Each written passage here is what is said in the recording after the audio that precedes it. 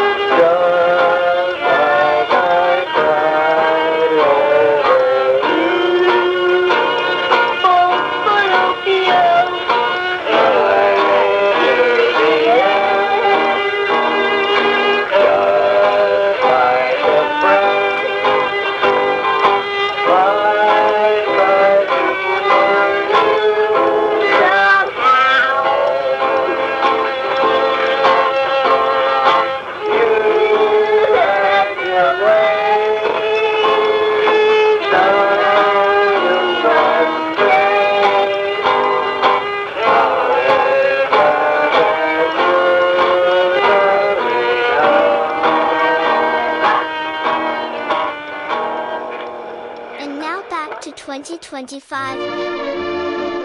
Welcome to episodes 4 and 5 of Mono. God is so awesomely awesome, he gets 2 episodes. Also, please remember to wear earbuds, headphones, headgear, inner ear monitors, or some kind of noise-canceling apparatus that will enhance the sounds that Zerbinator strenuously achieved through digital dedication. Please apply the items to your skulls now in a comfortable fashion. The show is about to begin. How you doing? This mono is way overstimulated with emotions. I don't know if I should warn people to warn people because they might have never felt the same way you have. Ever. Well, that sounds stupid.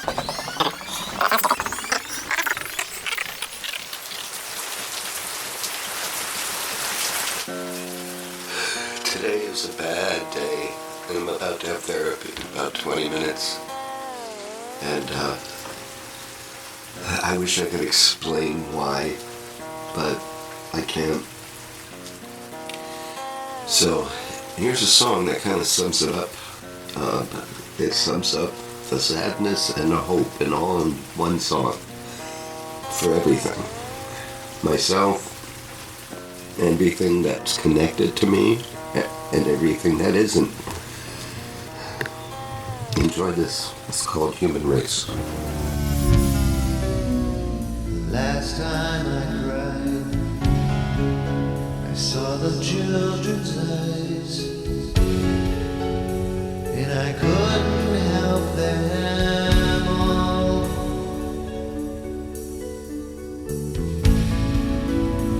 They made it through the night without the northern lights to keep their souls from leaving them again.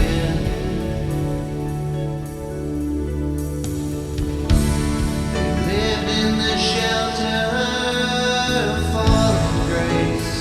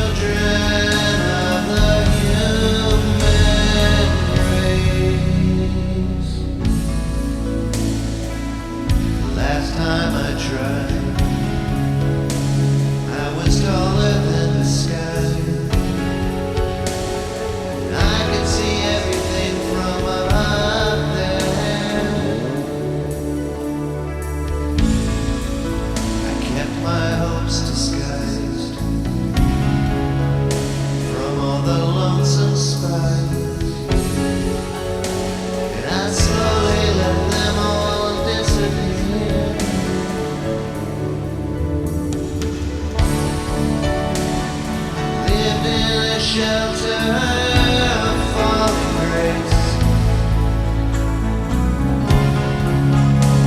I made my own decisions and I've made my own mistakes. And yet all of my traditions are still out of place.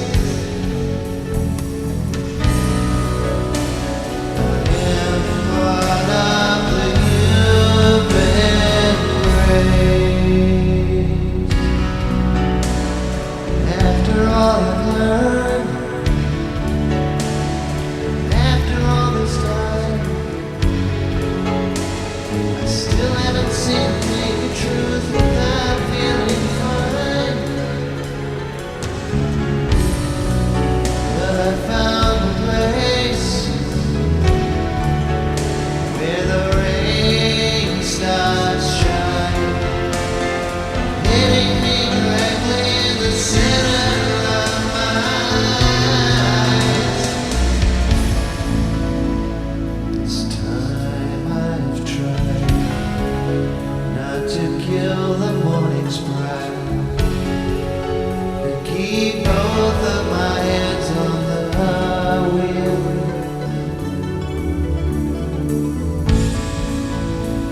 I believe in the sense of fate. There's no time and place for hate. Realize how good my life can feel.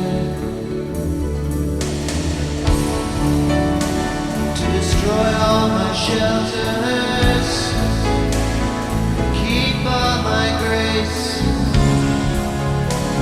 confide in my decisions and forgive my mistakes, to love my traditions, my times and my place, inside human grace.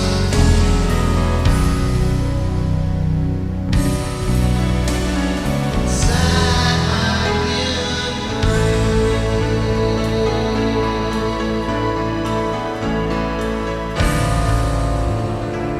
Chest pews on my ball fro. Okay, David, I'm recording. No. Now I'm putting that in there. What you just said. I'm saying goodbye to my good friend David. He's in front of me. I'm behind you. And David's very good. He's a good man. He won't be able to be used in an episode, which is what I wanted, because his dumb ass is going to college. You have anything to say about that? No.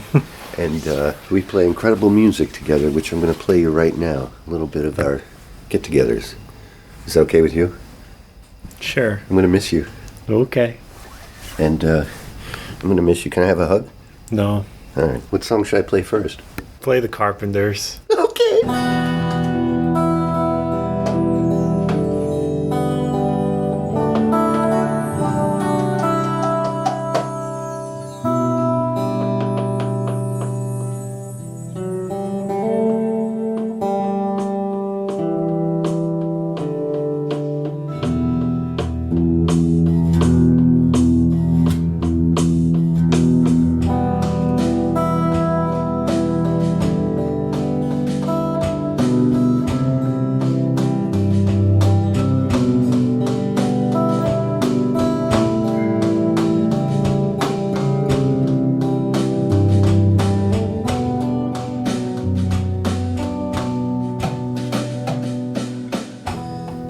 Bye, David. I'm sorry I smelled I weed. said no hugs. Don't touch me there. Zerb's faith has been a source of passion and warfare throughout his whole life. He was raised Catholic by his parents and extended family. He slowly lost the sense of his faith during the time of his parents divorcing. The addiction to drugs and his over-attention to women kept him further from his faith. As he reached his 20s, his faith returned in quite an awesome flurry of glory. His hope was at an all-time high. And he wasn't. He was clean, sober, and working. Though visiting church had diminished, the belief that he could visit God whenever he wishes without visiting a church grew. Though very true, there is something about praising God with more people in a building built in his honor. Towards his 30s he noticed MS most prevalent, but still kept his faith about him. After moving to Connecticut in his 40s, he felt overly blessed more than others. He had a big family, a house on the lake, a beautiful wife, a set of beautiful daughters, and now 2 extremely beautiful grandchildren. God had blessed him with so very much. His 50th birthday went so fast and so perfectly that his soul felt heaven for the very first time. All of his closest family were there. That's the last thing he remembers in his faith. MS found a new home in his body, now attacking the mind. Deciphering trust, love, insult, and purpose is the hardest part of his life. He lost contact with 6 of his family members because of his inability to see, and this was made worse through pride and misinterpretations. As the feeling of loss and sadness from this, along with worsening symptoms, has made him feel as if being punished. Through the help of his friends and new family he hasn't lost yet, he hopes to regain his love for not just his life situation, but forgiveness for his own faults and health issues. And to know that it's not his or God's fault. That's life. October morning in June. The snow is falling on me, making it worthy so soon. The slice of my theory to be.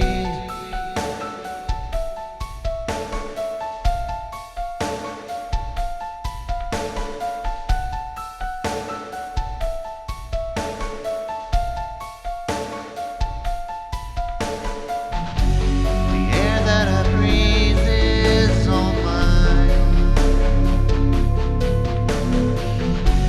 The sound of the trees to unwind. The feeling is somber, a feeling so free. A slice of my theory to be.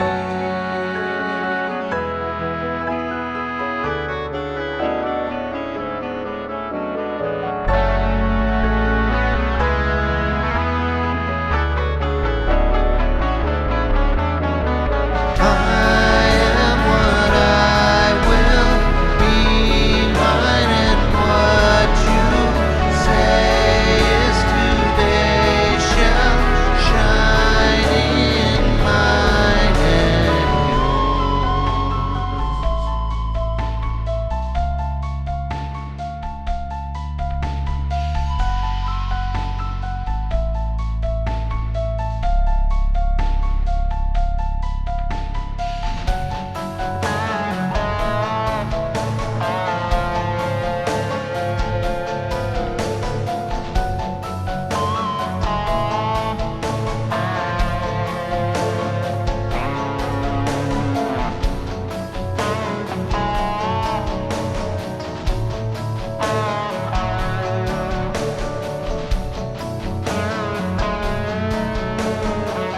I am what I will be, mine, and what you say is today shall shine in mine and Hello? Hey, what you doing? Hey, Kevin, Yes. I'm driving around, brother. That's why I can't hear you that good. What you doing? I was going to ask you some stuff. I was having a moment and I thought I'd bother you, but if you're driving around, I don't, Jesus won't take the wheel. I need you to drive and pay attention. I'm going to stop here in 2 minutes if you hang tight. I'll go hang a tight and then give me a call back. That'll be good. No, just hang on. I'm pulling into the parking lot. Right. What's going on, brother? I won't name names, but I've shut out about 6 of my friends, close friends, just because I have some weird illness where I feel like if I cut everyone else off, it'll benefit them more than me. And so this morning I was sending a message to one of the most important people in my life, and I got deep, and I was going so well, and then I looked down and there's a commercial on my phone for At a Glance on Moto. And it destroyed everything I was working on, and I came 2 seconds close from breaking another phone and throwing it in the damn lake. it felt like I was in line in a laughing factory, and a cork just went up and I just got smacked and someone threw pie in and everybody was laughing. You have an illness that is going to restrict your bodies in ways you don't want it to. And that in and of itself is going to create a ton of emotion. When you then incorporate people into that, I got to cut myself off from you for your benefit, or Right. I got to cut myself off from you because you're not going to understand and you're going to make it worse, you're going to hurt me, whatever the thought is. If you're dealing man versus nature, okay, it's Mel Gibson and Sissy Spacek, The river's got no feelings. Mm-hmm. You don't feel bad about what you do to the river because you're just trying to stop it from flooding your house, okay? That's kind of where you are with your body. Your body and your brain, not your mind, but your brain doesn't have any feelings. So you've started a struggle with them, or they started a struggle with you. You don't have another set of emotions to deal with there. Now you bring people into it, and you've got another set of emotions to dealing with there. So not only are you doing what you think you should or shouldn't do, but you're also concerned about how they're going to think, react, feel. Then, when you take another step above, now you start to bring God into it. Now you're concerned about divine feelings, divine emotions, divine power. It's like it's almost expected because of my Catholic history. It's like, come on, I went to college. Why am I not getting the benefits of college? You know what I mean? It's stupid. I mentally, when I say it out, I sound stupid to myself. When I think it, I think I'm above everybody. I'm like, you know what? I am so right, and I'm not. We strive for perfection. Mm-hmm. Everybody thinks the standard is perfection. Mm-hmm. And the standard is forgiveness. I will never get perfection out of my daughter. Right. She's never going to be perfectly exactly what I want. I am still so in love with her, that even if she punched me in the face, wasted all my money, I would still love her. And even though there may need to be some boundaries or some control or something so she doesn't do it again, still I would love her. And I know that. I don't understand why I would... You know it, but you don't feel it. And I'm the same way. Yeah. Because there's a difference between what the intellect understands and accepts and agrees with and what the emotions respond to. Yeah. You can intellectually know that God has forgiven you, and you can still feel guilty, thinking in some dark way that he doesn't. Yeah, the only solution is a change of the way that we see things, and that's a very, very difficult thing to do. The only solution for a lie is the truth. Name? Francesca. How old are you? 5 and a quarter. So, I was gonna scoot down where you're going to the garage. Both of the garage doors were closed, and I bumped into one, and I fell off my scooter, and I got 1, 2, 3, 4 scrapes. Oh, look at all the Band-Aids you got. They're not from yesterday, but they are from today, the unicorn ones.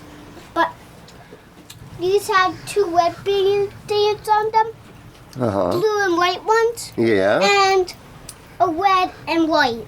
Wow. That's natural. Hey, before you play guitar, I want to ask you a very important question. What? What are your thoughts on God? I don't know what that means. God, the one that created everybody. Well, I still don't what that. Where you said, what's your quotes on God? Yeah. What do you think of God? Like if God came up and said, "Hey," what would you say? Would you say, "Thanks for the freckles"? Yes. Because those are awesome. I would thank him for Jerry. Because my next episode on my podcast is going to be about God, so I wanted to get your input for the show. I'm gonna turn it. No, don't. I just tuned it. But you can play it. Drums and the guitar. You do play the guitar very well. Do you sing too? Not with gum in your mouth, you know. It's like, spider went up the house, down come and the spout. What do you want to be when you grow up? Everything. Very good answer. What do you not want to be when you grow up?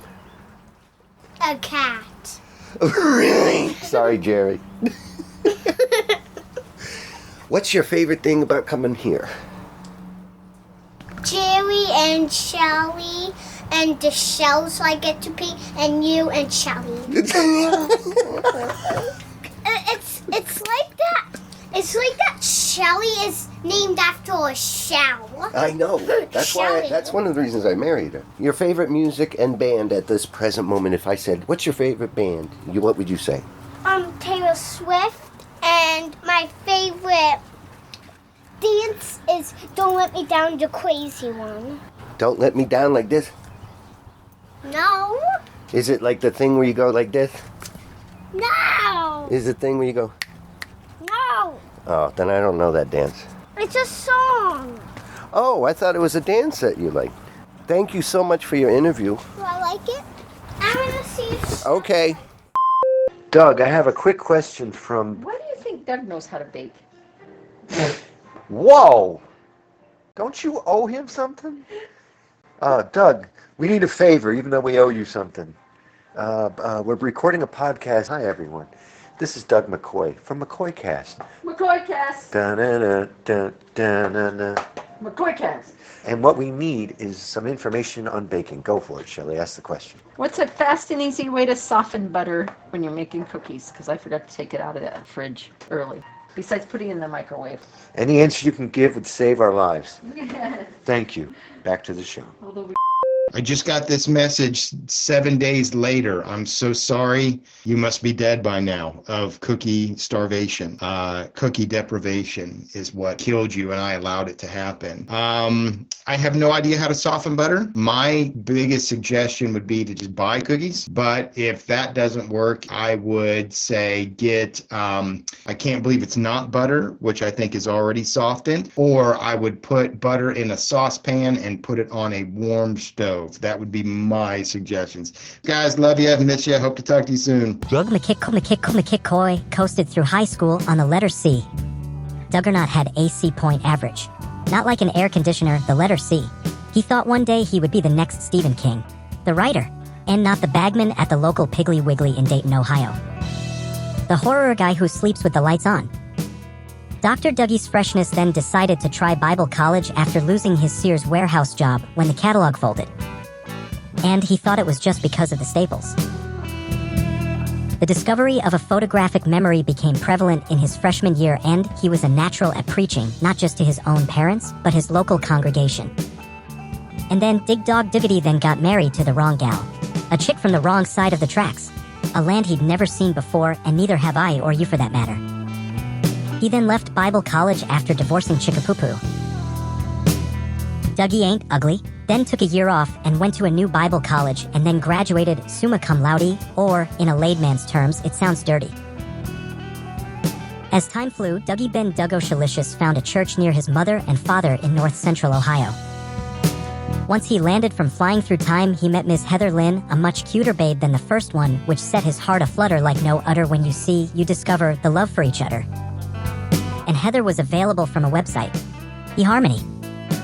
Then Dougster fell deeply in love and married Heather 1 year later. Together they have a beautiful daughter who sings, can play instruments, and who shares the love they do for all living souls.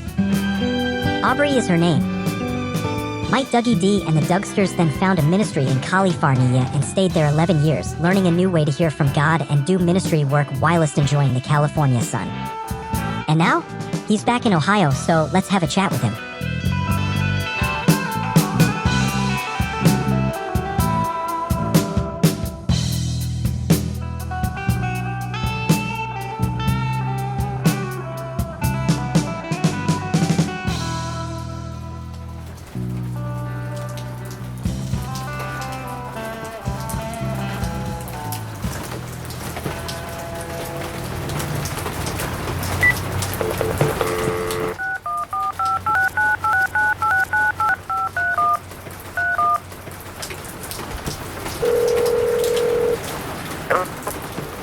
Hi, I was calling for Dr. Douglas McDougally.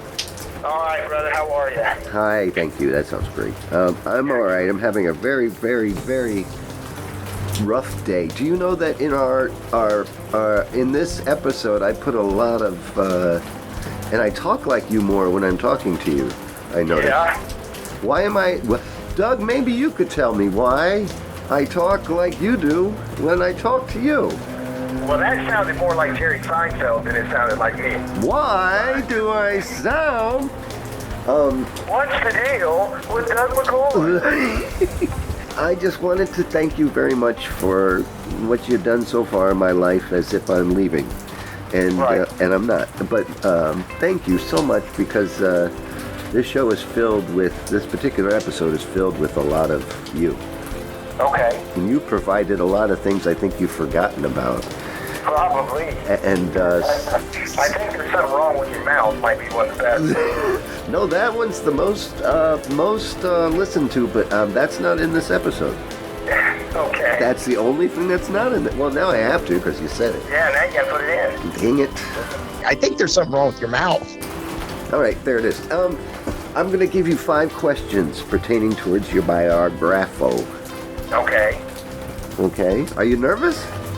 No, I'm not nervous at all. Are you recording now? Or are we... Oh, yeah, I kept it going since we started. Why not? Okay, good. This way you don't miss nothing. Okay.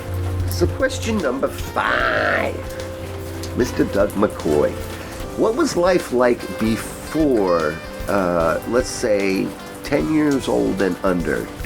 What did you do then? What was your main thing?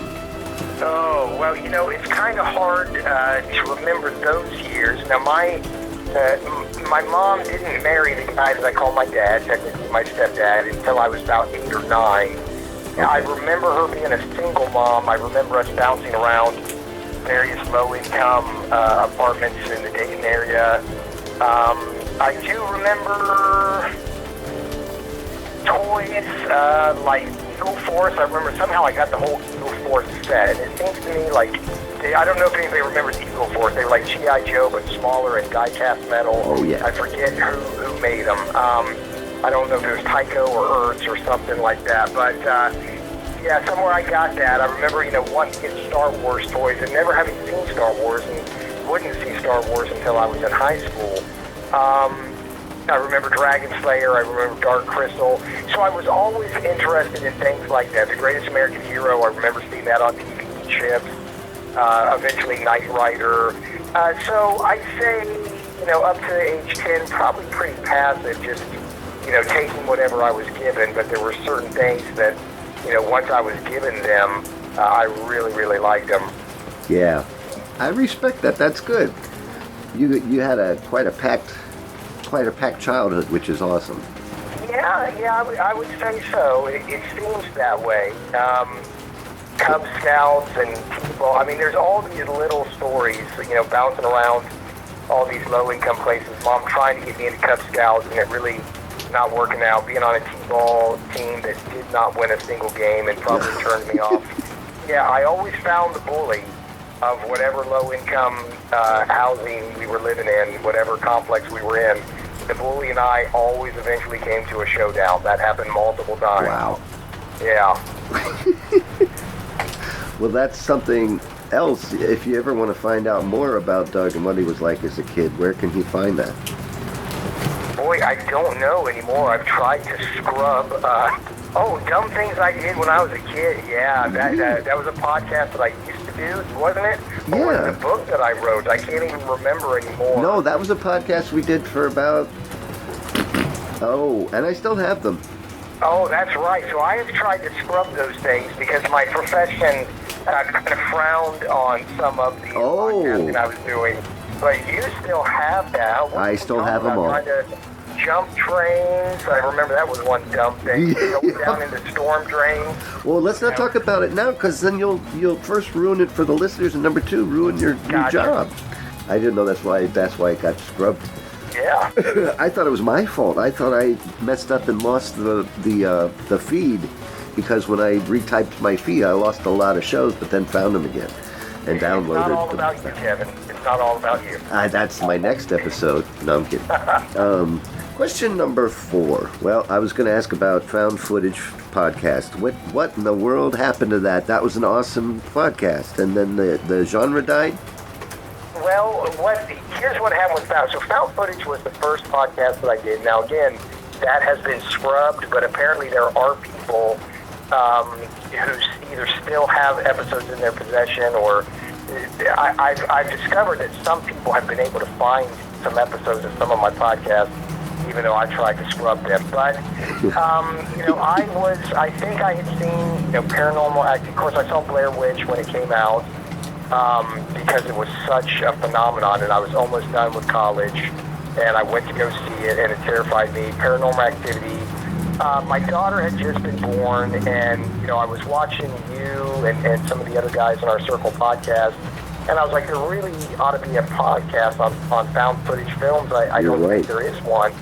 And I went to see Chronicle with, I think that guy Dane is in it. He was in The Amazing Spider-Man #2 as the Green Goblin. Yeah, you're right. I think so. Yeah, I know that movie. I think Dane is his name. And great movie. Really great movie. And I was walking. We lived just 2 blocks from the little downtown area of our little town in California, Pleasant Hill. And so I was just walking home. And I said, I'm going to do it. Somebody needs to talk about these movies. Well, the way that my mind works is I'm a cataloger and I'm kind of a completist.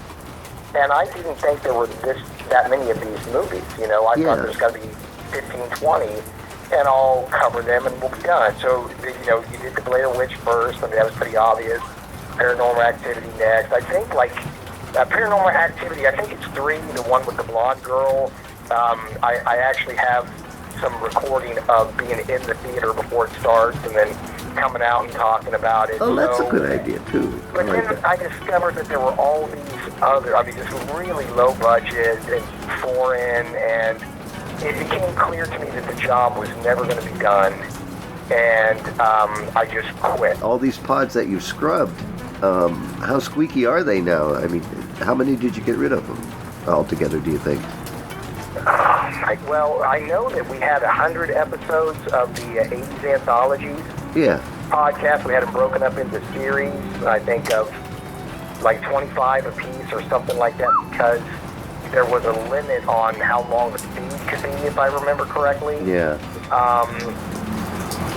How many Pastor and the Pappy we did, I don't know. How many dumb things 16. I did when I was a kid, I don't know. Okay. So, 16 Pastor and Pappy. yeah, I think found footage was up to 40, and then there were some Halloween episodes. There was inputs to Retroist too. A ton of Retroist input. In retro stuff. Heather and I my wife did one called Never Seen It, where we would watch a very popular movie that one of us had just never seen. Yeah. And I don't know how many of those we did. That's awesome. I didn't know that. Churches would frown upon a pastor who had a horror podcast, and also I did talk about some of the ladies that I like. When you're getting a job and that type of pastoring that you do, I think it's even more judgmental. Shunned for talking about The Exorcist or playing Grand Theft Auto 4 or, and rating it and, Yeah,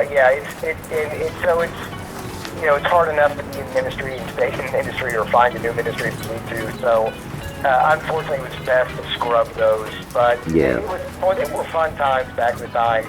Again, if you look at the 80s anthologies, I was trying to chronicle every episode of those shows that I had seen, and we pretty much did it within 100 episodes.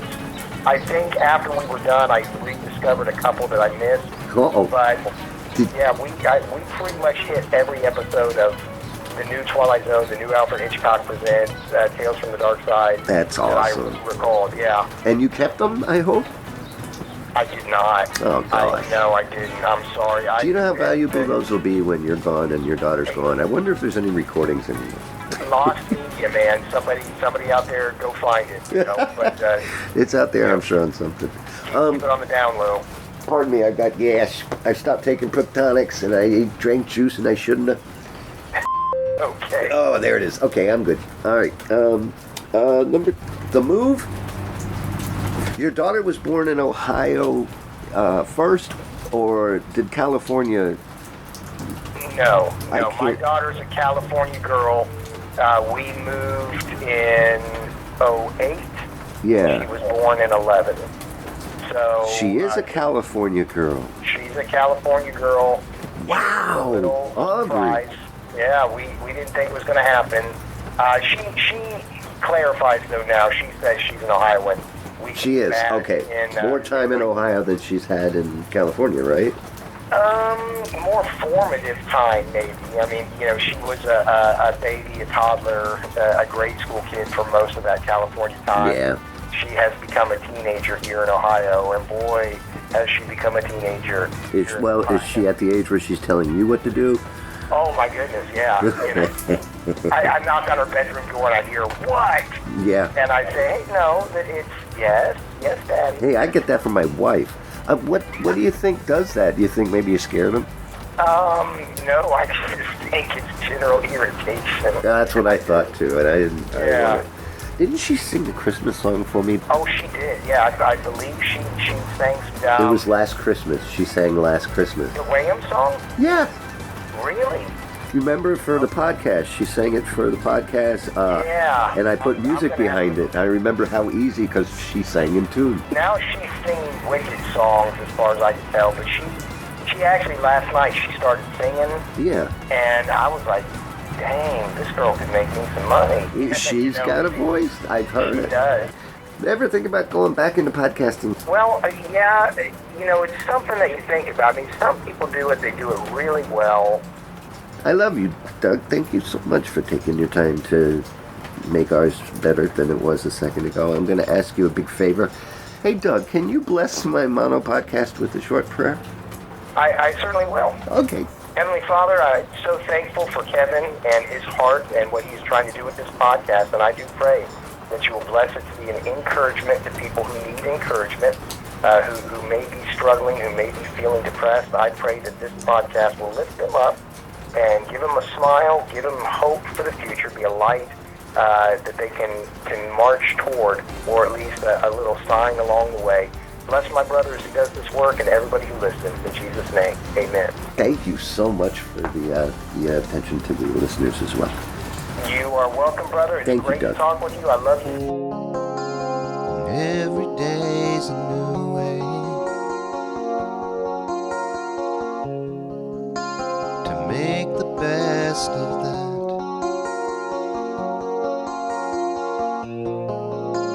And every song's a new one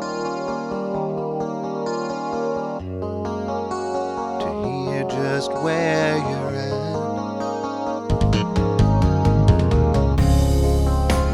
And all the friends you know now, and all your family,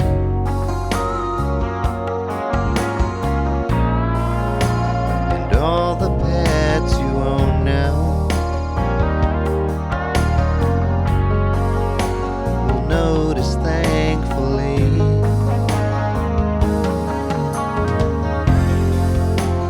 that you made a difference, that you made a change, and that you took the time to see yourself rearrange. So now you are the new you. You finally came along.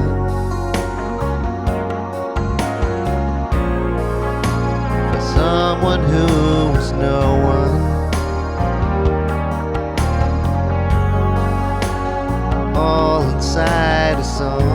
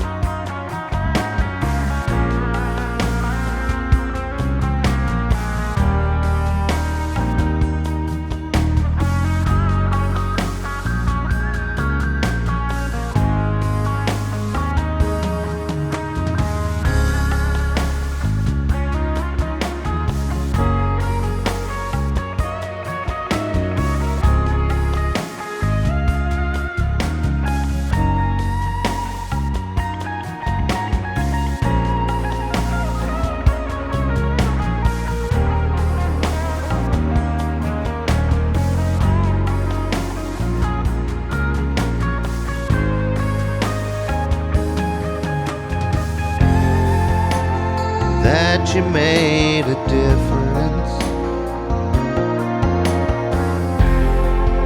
and that you made a change,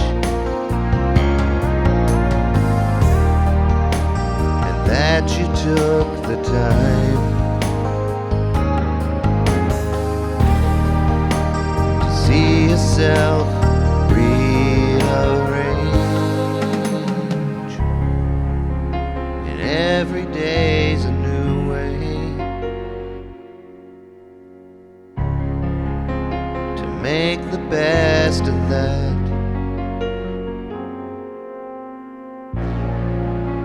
And every song's a new one, just to hear where you're at. And every day's a new way to make the best of that. What's your name? What are you doing? What kind of dog is he? An American Bulldog that I've known since a puppy. Not a bulldog, a bully. Bully? He's a big bully. Oh, not a bulldog? No. Then what? What? American bulldogs are pit bull and bulldog. And this is all American. Bulldog. Bully. Ugh. A Belize mountain dog. No. A big fat ogre with a fat neck. What's your name? Dingus Meningus. Hey, Dingus. Do you like that name? I've called you Dingus since we've met. He's Dingus Meningus. Dingus Meningus? Good boy. All right, bye, Dingus Meningus. Good morning. How you feeling today? You want to go outside? Let's go. Do you know what today is? It's Good Friday, right before Easter. Oh, what a difference.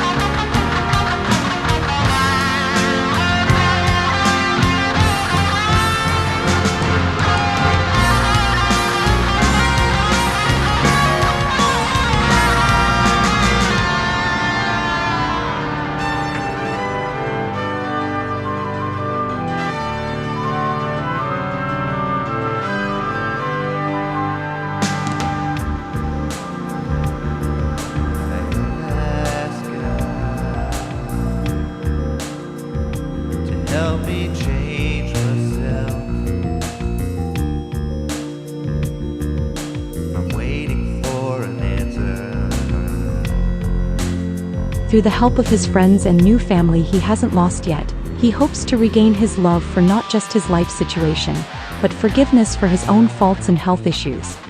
And to know that it's not his or God's fault. That's life.